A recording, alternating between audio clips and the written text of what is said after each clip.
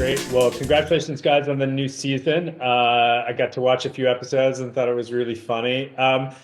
The humor on the show is so specific. And I thought to start out, for me, maybe for some people who've never seen it before, have you guys just talk a little bit about how you would describe the Letterkenny humor and like how is it different from other shows?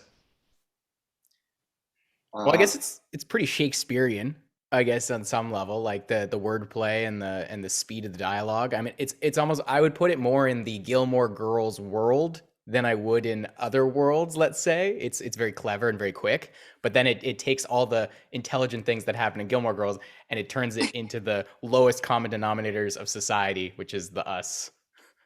So scummy Gilmore Girls. That's a good bottom there line. you go. Yeah, I'd say fast-paced, chirpy comedy, small town living. You may need subtitles. Yeah. My mom watches subtitles. I bet. Yeah. Yeah. I like that. Yeah, Melanie, what's your take on the humor? Oh, I don't know why, but when you Comedy? said Kevin, I just said I was like, no, but it's Dawson's Creek, but like not, but like, Drama. but the opposite. Yeah, it's what Dawson's Creek is to drama, we are to comedy. Okay. Oh. I think it's also such a funny take on sort of small town Canada, and it's kind of funny as an American to look at that experience and see kind of a little bit how it's different. Fully factual, Eric. Fully factual living. Yeah. Talk about the sort of Canadianness of the show and kind of what it's a little bit seems like a little bit of a love letter to small town Canada. Talk a little bit about your feelings about that.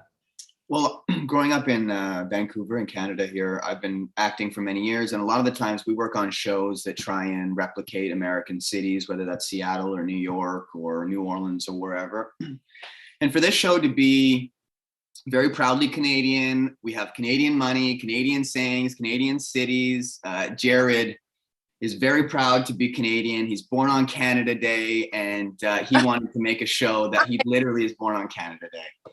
He wanted to make a show that was unapologetically Canadian, and we can lean into our oots and a boots and our weird sayings, and it's something we're very, very proud of, and it's kind of got a hold of the country a little bit too, as far as like this.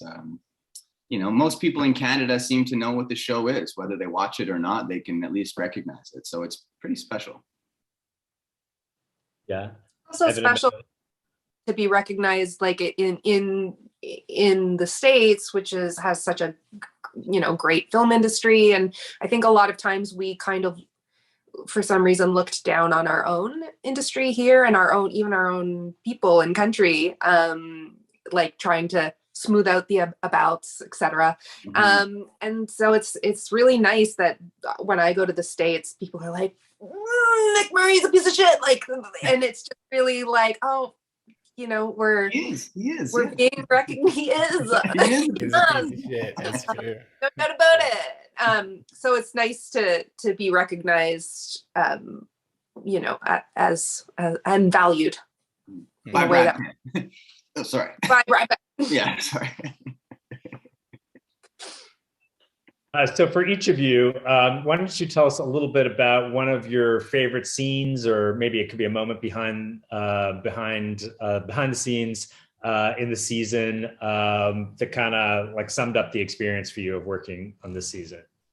Well, my favorite moment isn't even a my moment. It's a Sternsey moment, because Sternsey had to do a choreographed dance, and this guy killed it. Thanks, buddy. That's nice. He was unreal. And what was your dance partner's name? Lady A? C. Lady C. She's so good.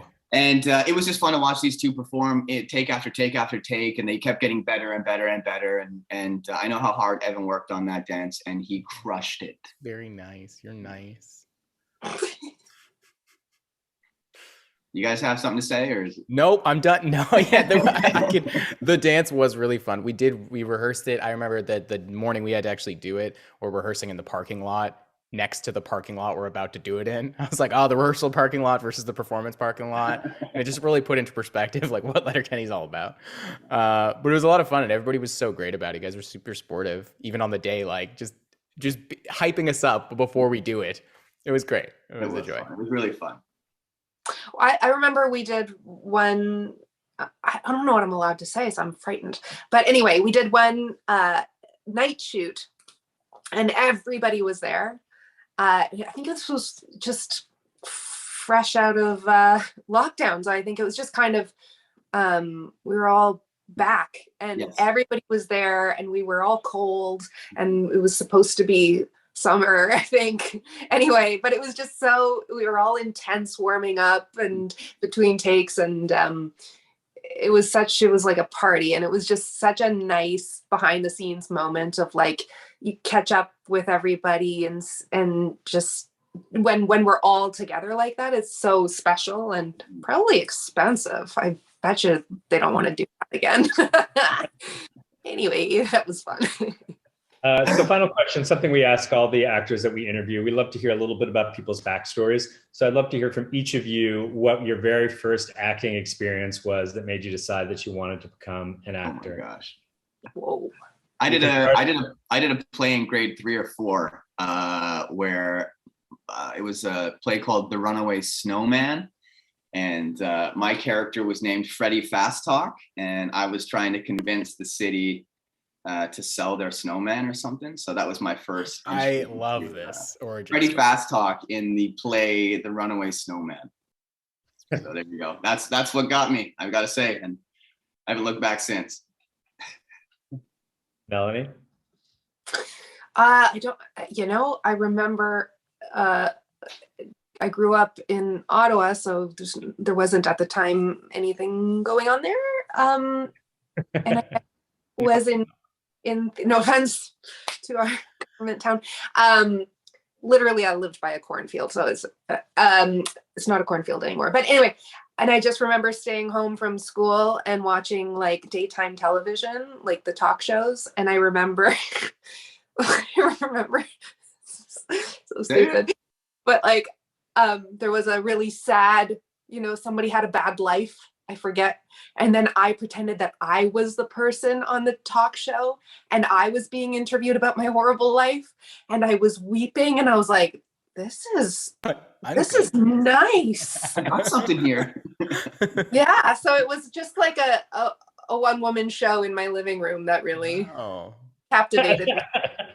I was amazing. Evan?